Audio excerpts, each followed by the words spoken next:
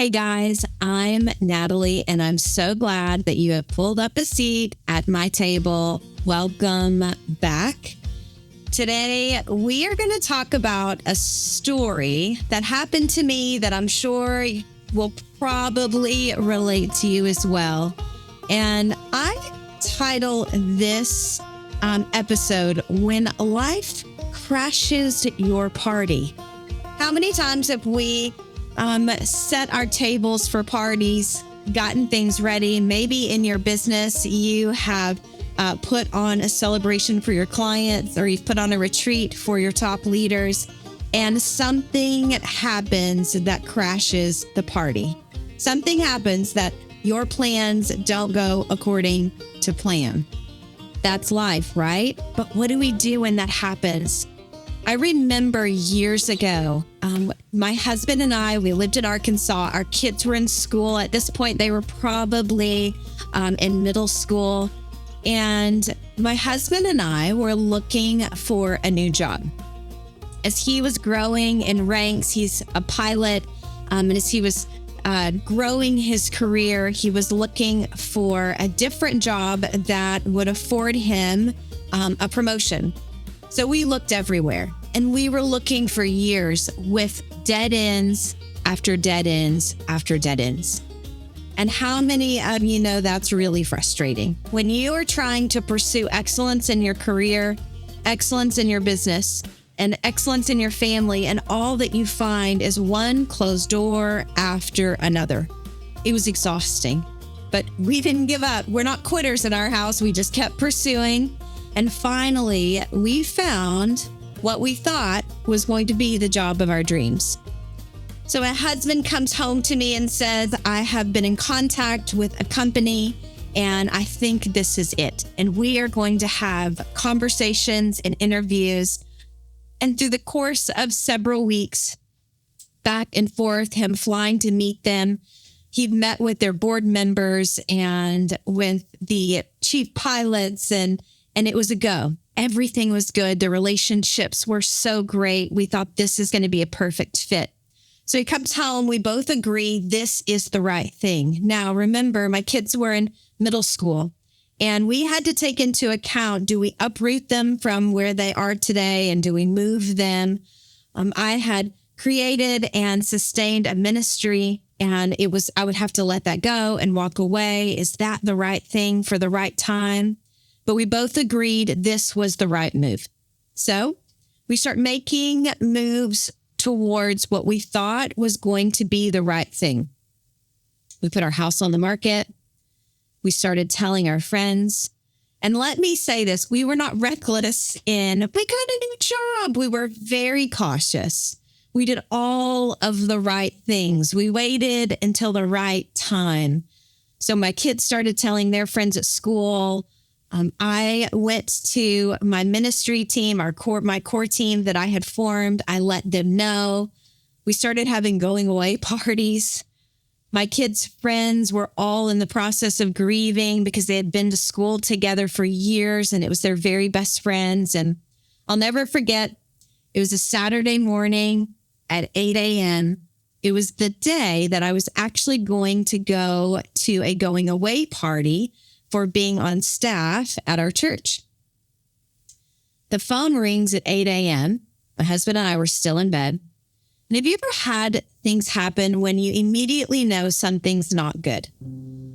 So my husband shoots up out of bed, answers the phone, and says, hello. And it was a really long pause. And I knew by the way he said hello, it was business. And so I sat up in bed and I waited for the pause. I waited to hear what was going to come out of his mouth next, because in the pit of my stomach, I thought something isn't right. And they told my husband, they said, something has come up in your medical exam. And although we signed the paperwork with you, although everything was a go, now we're retracting our offer, and your job offer is off the table. I will never forget that feeling that I had put all of my hopes and dreams in this one move. that I thought this is what we had been waiting for, that we had shaped our life around this forward movement of moving to another state. Gosh, I had already been up to that state and looked at houses, and I was dreaming about what our life would soon look like. And I'd already prepared my children, and in one moment, it was all over. I remember my husband hung up the phone and we both sat there in bed wondering what was next. Have you ever had that moment when it feels like when life has crashed your party and all that you can do is just sit still? There's no words. There's nothing to say. Honestly, it's like everything goes quiet for just a few moments and we didn't know what to do.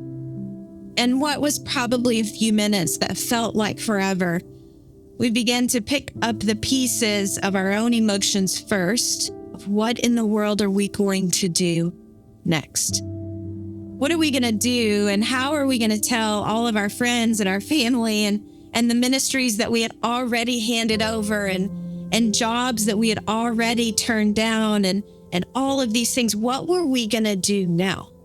How were we going to tell our friends and our family that had celebrated us and were sending us out the door? Just kidding. Life has crashed my party, and now I'm here. But I'm left with not much of anything because we'd given it all away. So one of the first things we did, I remember, is we called our real estate agent and we said, take our house off the market. And of course, their first question, well, why? And we had to tell them the job that we thought we had, everything that was headed in that direction is now over. We had to go back to our ministry and let them know that we weren't moving, but we'd already made the appropriate handoff and transition. And so the ministry continued in that direction.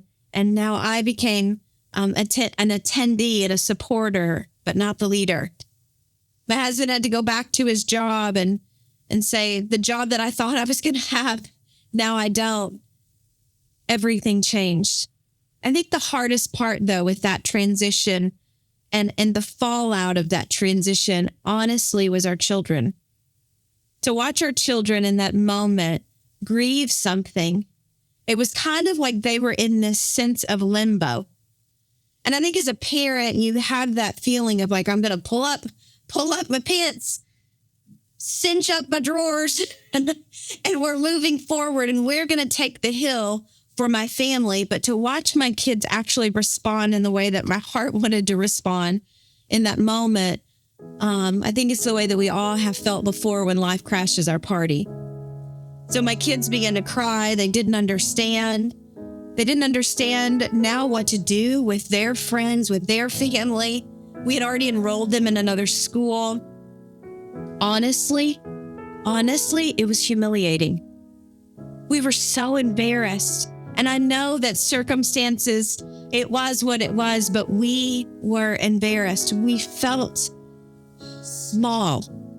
We felt rejected, although no one rejected us, but we felt like, gosh, the laughingstock of the city, honestly. So we took our kids out of school on that Friday and we went away for a long weekend and we spent time processing the immediate emotion of what happened when life crashed our party. And we allowed our kids to cry. And my husband and I would stay up late at night after we put our kids to bed and I would cry and he would comfort me and he was quiet and we just didn't know what to do next. When I look back on that moment when life crashed our party, when I think about the other times in my life that life has crashed in around me, whether it's a business opportunity or it's a leadership development gone wrong or something has fallen apart and we have to come in and pick up the pieces, what I've found that brings the most comfort and security in my life is to turn into family. And how many times when life crashes our party, do we want to run away from the thing that will actually bring trust and safety in our life.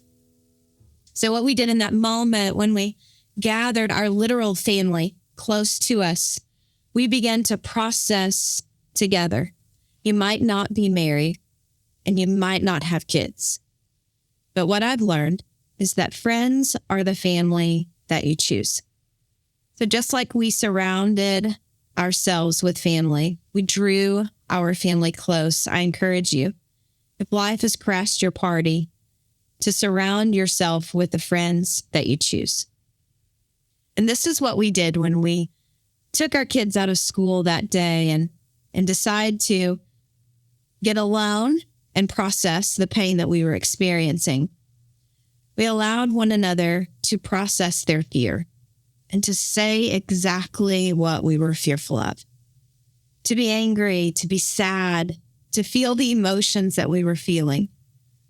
But also what we did is we began to write down what our prayer was. See, prayer really is a conversation between you and your Father. It's an open dialogue of hopes and dreams. It's restating promises. It's asking for encouragement. It's trusting that He's your Father and that He loves you. We had our kids write down their prayer. And then we began to dream again.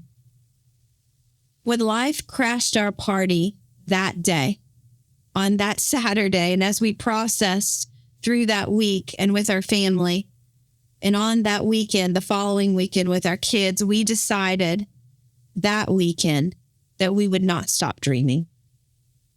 That when life crashed our party, that we would not call it quits. We would acknowledge right where we were.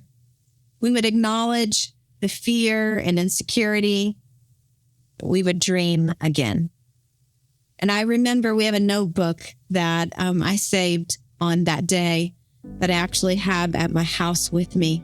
And it was the fears, it was the prayers, and it was the dreams. And I want to tell you today that we are standing right in the middle of the dreams that we wrote down on our paper. The relationships, the friends that we chose to be family are with us today. The careers that we have, the things that we've gotten to accomplish, the businesses that we've got, those were the dreams that we dreamed on that weekend years ago. So I want to encourage you, if life has crashed your party, after you get done watching and listening to this podcast and this episode, whatever you're doing, I want you to process what has crashed your party.